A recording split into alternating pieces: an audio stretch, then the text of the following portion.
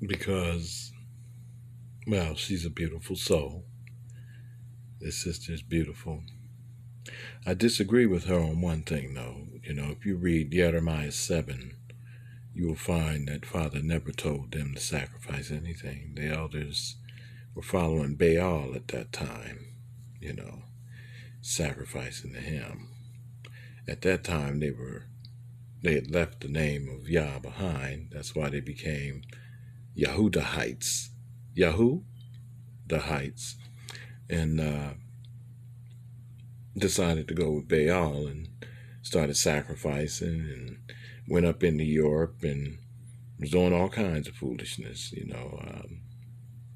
They don't like to talk about that. When they went up into Italy and Greece and fornicated, meaning started messing with other gods and doing all kinds of foolishness. I'm not talking having sex. They obviously had plenty of that. They had bathhouses and things, and had the women, washing the women down, the Slavic Europeans, and of course the Roman men, they castrated them and made them row their boats and all that kind of foolishness. Oh yeah, they was doing all kinds of stuff. I mean, after all, when you give a brother some money and he got power, he gonna take leave of his senses, and that's how it went down. Well, we paid our dues. But no, Father did not tell them to sacrifice. That was Baal, I assure you. Read Jeremiah 7 in its entirety. They started bowing down to the Queen of Heaven, the Queen of the Earth, and Theos, Sophia, Wisdom. Started messing around with, like I said, Baal, which is Adonai, the trickster, King of the Demons. Whole bunch of stuff, but let's check her out.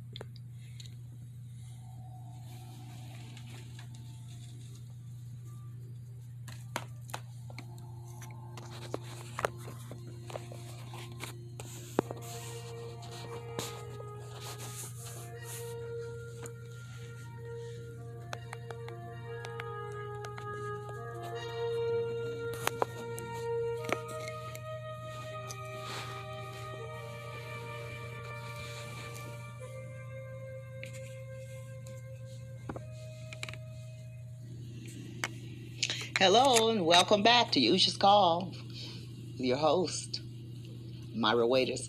We're going to do part 3 now, and our overall series is entitled The Plan of the Ages, because we're talking about various topics. So hope you bear with me. We're going to get through some more information on today. Let's go to in our scriptures to Revelation chapter 6, verse 9 through 11. I'm reading out of the King James. The plan of the ages, and we've been kind of going back and forth about the importance of the melanated Yisraelites and how our men, Samson, should not be deceived by the Delilahs who ended up taking his strength. And we said how that was happening. And then, of course, he went on, and though he destroyed the Philistines, he also destroyed himself. We have to be careful. We have to know that Yah has approved of certain things in our lives, and if not, we need to get it right with him. If nothing else, to repent. All right. And then we got into some of the creatures that are forming back on the earth again, as it was in the days of Noah, so shall it be in these days. We talked about some other things that you need to go back and maybe pick up 1 and 2. This is not an exciting message, but this is a true message. And why it's so sober, and you notice the background, is because this is a sobering time. He is coming soon in YahUah, and we want you ready. All right, let's go to Revelation 6th chapter, 9 to 11. And when he had opened the 5th seal, I saw under the altar the souls of them that were slain for the word of Elohim and for the testimony which they held. And they cried out with a loud voice, saying, How long, O YahUah, holy or set apart and true, dost thou not judge and avenge our blood on them that dwell on the earth?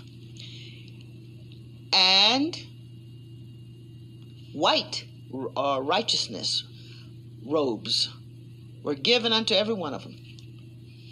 And it was said unto them that they should rest yet a little season, until their fellow servants also and their brethren, that they should be killed as they were, that the word should be fulfilled. Listen to this. Let's go back to 9. And when he had opened the fifth seal, I saw under the altar the souls. Under the altar, the souls.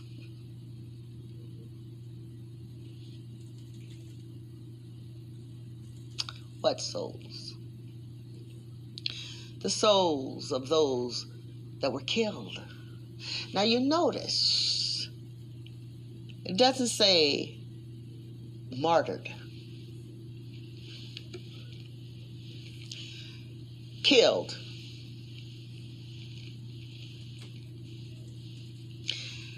These were under the altar. These were souls that were slain or killed for the word they held. If you look at this, the word of Yah, the word of Elohim, is the law. His word is the law.